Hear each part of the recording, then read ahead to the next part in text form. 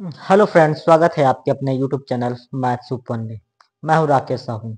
आज इस वीडियो में बताने वाले हैं परसेंटेज से जो सवाल रेलवे के एग्जाम में पूछे गए हैं उसके बारे में। देखते हैं कि पहला सवाल है, कह रहा है कि एक रहने वाले फ्लैट की कीमत में प्रत्येक वर्ष 15% की वृद्धि होती है, यानी कि हर वर्ष 15% की वृद्धि होती है। यदि वर्तमान मूल्य 60 लाख है तो 2 वर्ष के बाद उसकी कीमत कितनी होगी। तो 15% की वृद्धि होती है, तो पहले हम वृद्धि निकाल लेते हैं। कैसे वृद्धि? 15% की वृद्धि, तो वृद्धि हम निकालते हैं 15 और प्रतिशत हटेगा बट्टे में 100 आएगा। इसको काट देते हैं, 5 तिया 15, 5 10 0, यानी 3/20। और वृद्धि के लिए हम करते क्या है, जो हर है ऊपर जोड़ देते हैं, तो 20 3 में जोड़ देंगे हो जाएगा 23, 23/20। इस तरह से हम वृद्धि निकाल लेते हैं। अगर कमी होता तो ये यहाँ पे हम घटा देते। तो यहाँ पे कह रहा है कि एक रहने वाले फ्लैट की कीमत में प्रत्येक वर्ष 15% की वृद्धि होती है, हर वर्ष 15% की वृद्धि होती है। यदि वर्तमान मूल्य 60 लाख दे रखा है, वर्तमान मूल्य दे रखा 60 लाख,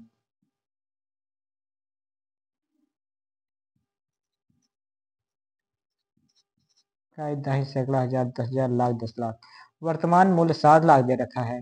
2 वर्ष के बाद उसकी कीमत कितनी होगी वो निकालना है। तो 15% जो वृद्धि हो रही हर साल हो रही है, तो वृद्धि कितना है, 23/20। इस 23/20 को हम इससे गुणा कर देंगे, 23/20 से गुणा कर देंगे। 2 वर्ष बाद पूछ रहा तो हम इसकी पावर 2 दे देंगे। इसको हल कर लेंगे, जो आएगा वो 2 वर्ष बाद उसकी कीमत निकल के आ जाएगी। तो 60 लाख ये वाला हो जाएगा। इसको हम गुणा कर लेते हैं, 23/20 गुणे 23/20। 1 0 2 0 कैंसिल, 1 0 2 0 कैंसिल, 2 दूना 4 हो जाएगा। 4 से इसको काट देंगे, तो 4 एकम 4, 2 बचा 2 इसके पास, 4 पंचे 20, 1 0 2 0 3 0, 1 0 2 0 3 0। तो यहाँ पर बचा क्या, 15,000 ये बच गया और 23 ये बच गया। तो 15,000 गुणे 23 को 23 से गुणा कर देते हैं, तो 23 दूना 46, 23 तिया 69 के 9, हासिल आए 6, 23 दूना 46, 47 47 50 50 के 52। अब इसको इससे गुणा कर दीजिए, जो आएगा वो 2 वर्ष के बाद उस फ्लैट की कीमत आएगी। तो 15 इससे गुणा करते हैं, पहले 15 15 में 135 के 5, हासिल आए 13, 15 30, 3 10 40, 3 43 के 3, हासिल आए 4, और 15 पचे 75, 75 और 4 75, 76 77 78 79। 1 0 2 0 3 0 इधर बढ़ा दीजिए।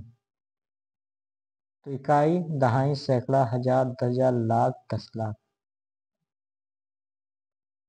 79 यही आपका आंसर होगा। 79,35,000 जो कि पूछा गया है RRB NTPC 28/3/2016 में पूछा गया है। दूसरा क्वेश्चन है, कह रहा सुमित के वेतन में 40% की कमी की गई और उसके बाद 40% की वृद्धि की गई, यानी उसके वेतन में पहले 40% कमी और फिर 40% की वृद्धि की गई। उसके वेतन में अंतिम हानि प्रतिशत ज्ञात करना है, जो कि पूछा गया RRB NTPC 19/4/2016 में। तो ऐसे सवाल में एक बार अगर कमी की जाती है और दूसरे बार वृद्धि की जाती है, तो जो हानि प्रतिशत का सूत्र होता है तो क्या होता है, कह रहा है कि यदि हल है कि यदि किसी संख्या में x% की कमी की जाए तथा बाद में x% की वृद्धि की जाए तो हमेशा हानि होती है। ऐसे सवालों में अगर x% की पहले कमी हो फिर x% की वृद्धि हो तो हमेशा हानि होती है। और हानि कितनी होती है, x²/100% की हानि होती है। तो यहाँ पर x यानी जो x का मान होगा 40 ये रख लीजिए या फिर ये रख लीजिए। ठीक, कमी या वृद्धि x का मान होता है। तो कह रहा है कि अंतिम हानि बताना है, तो हानि होगी, हानि कितने की होगी, हानि x²/100% की होगी। तो x का मान 40 हो जाएगा, पावर 2 लगा 2 दे दीजिए, बट्टे 100 कर दीजिए।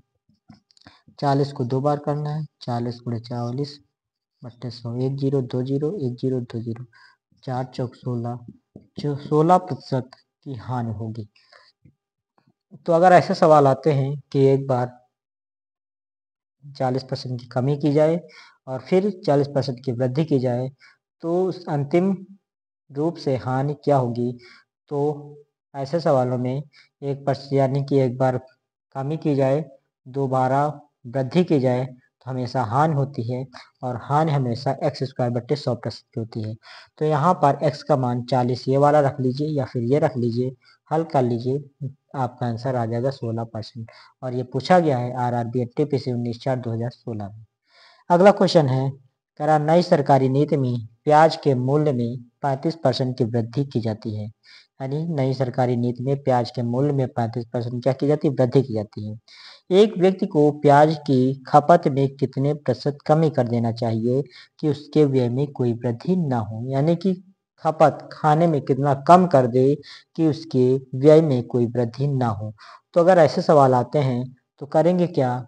35% वृद्धि की जाती है, तो जितना वृद्धि हो रहा है उसको हम ऊपर रखेंगे, बट्टे में इसको 100 में जोड़ के रखेंगे, यानी कि 100 में इसी 35 को हम जोड़ देंगे।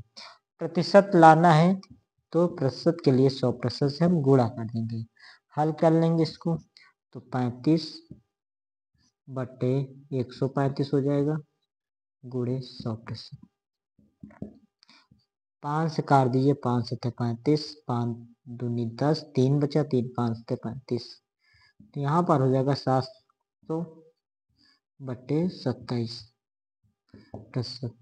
27 को इससे भाग कर दीजिए, तो 27 से भाग करेंगे 700 को, 27 दूना 54, इस दाएं लाए 10 में 4 गया 6, 6 5 गया 1, उतार जीरो, फिर जाएगा 5 सत्ते 35, 5 10, 10 3 13, 5 बार चला जाएगा, 5 सत्ते 35, 5 दूनी 10, 10 3 13, पहला 10 में 5 गया 5 बचेगा, फिर 5 में 3 गया, यहाँ 5 में 3 गया 2, एक में एक कुछ नहीं, फिर लगा दिए 10 उतार लिए 0, फिर जाएगा 9 बार, 9 7 63, 9 दूनी 18, 19 20 21 22 23 24,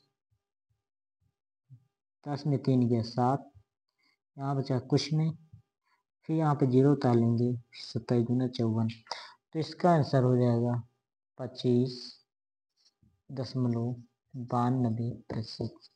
यही इसका आंसर होगा। तो इसका होगा 25.92%।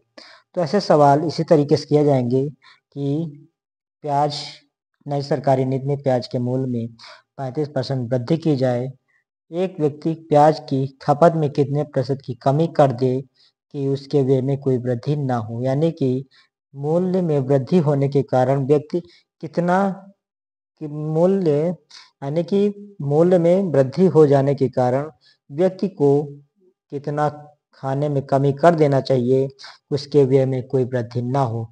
तो ऐसे सवाल इस तरह से किए जाएंगे, यानी कि जितना वृद्धि हो रही है उसको हम ऊपर करेंगे, वही नीचे 100 में जोड़ के करेंगे, जोड़ के रख देंगे और 100% से गुणा कर देंगे, हल कर लेंगे, वही आपका आंसर हो जाएगा। अर्थात इसका जो आंसर होगा 25.92%। ये पूछा गया RRB NTPC 16/4/2016 में पूछा गया। तो ओके मित्रों, आज का वीडियो यहीं तक रखते हैं, फिर मिलते हैं नेक्स्ट वीडियो में। वीडियो पसंद आए तो लाइक कीजिए, चैनल को सब्सक्राइब कीजिए। धन्यवाद।